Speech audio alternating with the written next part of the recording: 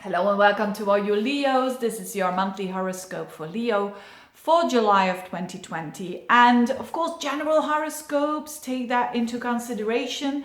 This is not a tailor-made video just for you, but it's general for every Leo on the planet. So when it not resonates, then don't take it. All right. So you are the captain of the ship, of your ship. That's very important. But in general, let's see what the energies are for, in particular for Leo.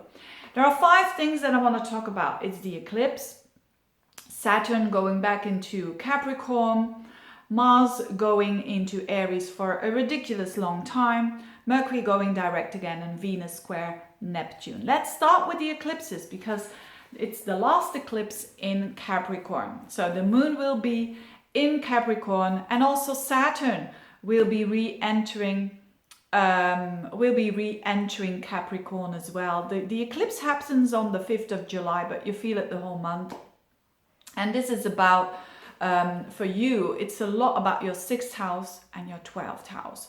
So it's a lot about that 6th house, everything that has to do with control there, to let go of that. The things that are out of your control, that is. I've talked about that many times in the other months, preceding months, and now it's like a culmination.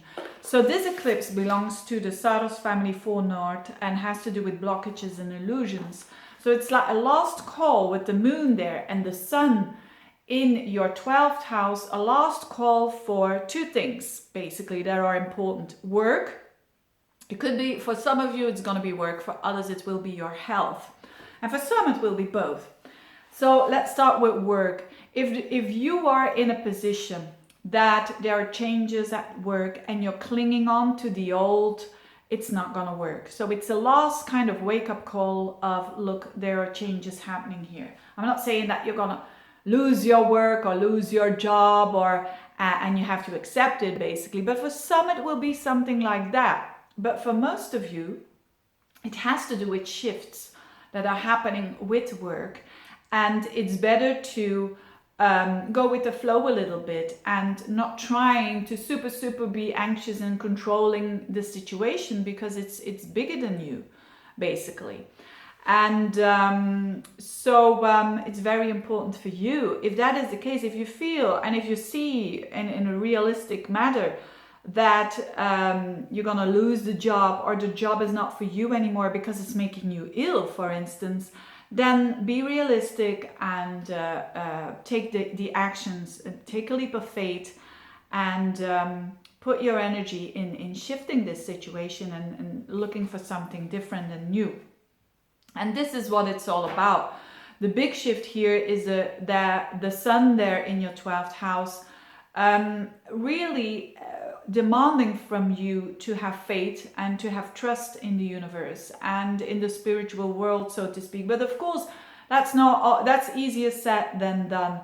But it's also very important for you to if you haven't done already, to relax and to reload your batteries and to accept that you're a bit more tired than usual, for instance, and to accept that especially with the body as well. So if you have been having an illness, for instance, and you've done everything that you could and you've done every remedy that is possible there, this is again saying, look, let go of what you cannot control and trust, because there's a higher meaning, and go towards the spirituality basically, and you know, the realm, not of the physical, but the realm that is a big higher than that.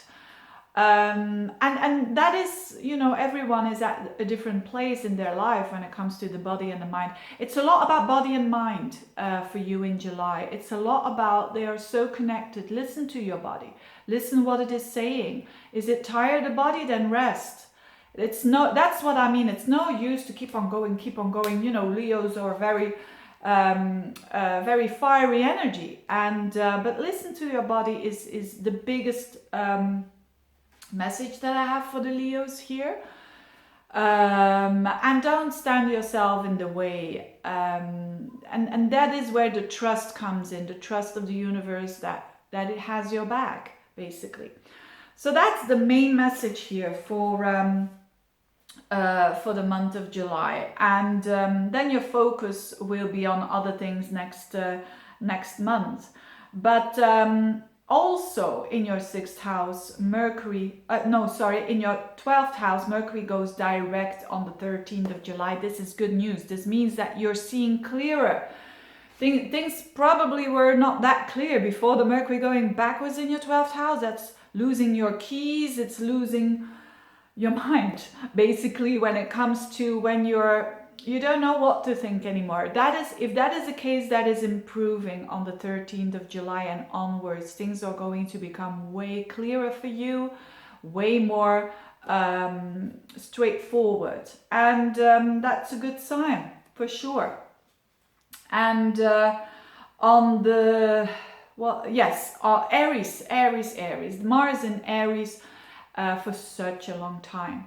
Now Mars enters Aries in the beginning of July, and it will stay there up until the end of the year. So we're all gonna have, normally Mars stays in a sign like 6 weeks. Now it's going to be there for the rest of the year.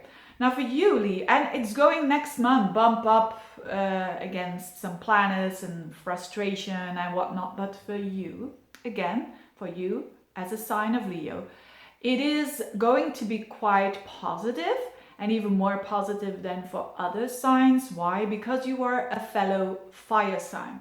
So Mars trines the sign of Leo, and that's why you have a possibility, especially when it comes to traveling, when it comes to publishing, when it comes to your perspective, a new paradigm, a new perspective, a new how you see the world. It's a possibility of changing completely, and you becoming very active when it comes to philosophy, when it comes to the spiritual energy, when it comes to the metaphysical world.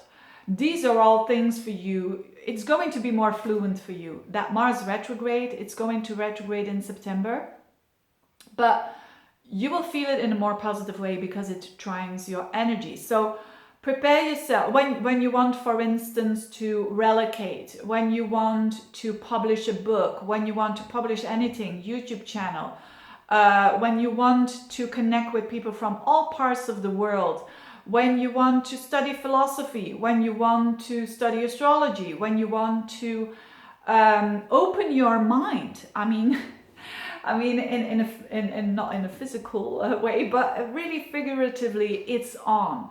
So, and the positivity of how you look at the world is really, really on here with Mars for so long in your 9th house.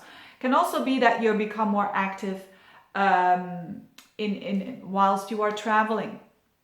I know there are a lot of, if it's possible, right, to travel.